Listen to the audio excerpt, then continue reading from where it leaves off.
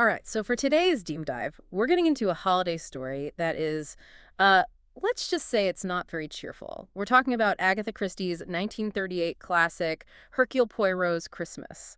Yes. Our goal here is to give you a quick shortcut to understanding why this locked room mystery is so famous and why it's probably her bloodiest, most shocking book. It really is. It was published right before Christmas in the UK, December 19th, 1938, though you might know it by its US titles either Murder for Christmas or A Holiday for Murder. And the setup, the whole environment, is just the real weapon here. It's a masterclass in that kind of toxic, isolated family mystery. Oh, absolutely. The patriarch, Simeon Lee, he's this frail, super rich tyrant, and he summons his entire estranged family home for Christmas. And not for a happy reunion. He basically tells everyone, including his lawyer, that he's planning to change his will, but only after the holiday is over. Just to torture them, right? He's actively playing with their emotions, with their greed. Exactly. He's not just a victim. He's a sadistic victim. And that cruelty is so important for what happens next. Okay, so let's get to the crime.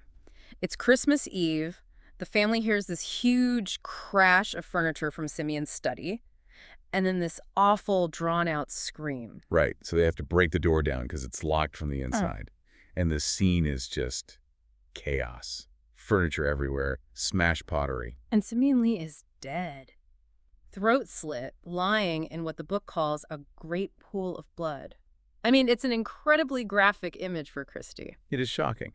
What's really odd is that the local police superintendent, a man named Sugden, he's already at the house. Why was he there? Well, Simeon had called him earlier about some diamonds being stolen. Turns out that was just a red herring. Poirot finds the diamonds later, hidden outside. So inside this impossible locked room, what do they find? The clues are so strange. One of the guests, Pilar, finds two tiny things, a little piece of rubber and a small sort of peg-like object made of wood. That's it.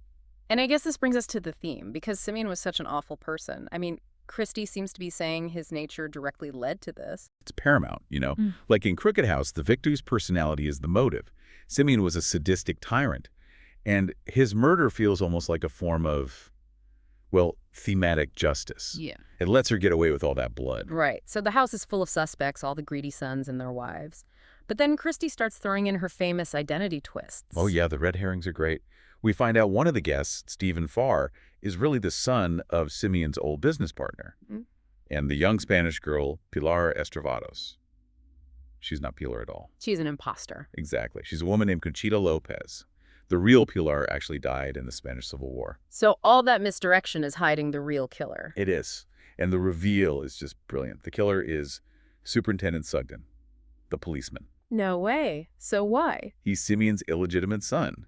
And his motive isn't greed, it's just pure lifelong resentment for being abandoned. Okay, but how? The timing, the locked room, the scream. How did he do it? He faked the time of death completely. This is where those weird clues come in. Sugden murdered Simeon hours before anyone heard a thing. So the crash and the scream were a recording. Not even that high tech. The little wood peg was part of a rig he set up with a string to pull over a bunch of furniture at the right moment. And the scream, that little bit of rubber Pilar found, it was from a carnival toy. A squeaker, basically. They could make a horrible screeching noise. That is pure Poirot. And his final deduction is just classic observation, too, isn't it? Totally. He figures out Sugden is Simeon's son just by noticing these tiny shared mannerisms between Sugden and another one of the sons, and then he confirms it by sticking a fake mustache on a portrait of a young Simeon and seeing the resemblance. It's genius. So the whole book really was a response to her critics. Absolutely. They were complaining her murders were getting too refined and anemic, as she put it, so she gave them what they wanted, a good violent murder with lots of blood. And she even doubles down on it with that famous epigraph from Macbeth. Yet who would have thought the old man to have had so much blood in him? It's perfect. The 1994 TV version with David Suchet is really faithful to that dark tone, but they had to invent one tiny detail. Oh, what's that? A reason for Poirot, who famously hates the cold and loves his central heating, to even leave London for a country Christmas. In the show, he only agrees to go because his own radiator is broken. That's hilarious. It is, but it leaves you with a really interesting final thought. In a story that's all about this cold, cruel family Christmas, which detail is the most relatable driver of the plot? Is it the sadistic father, the jealous sons, or is it just Poirot's broken radiator?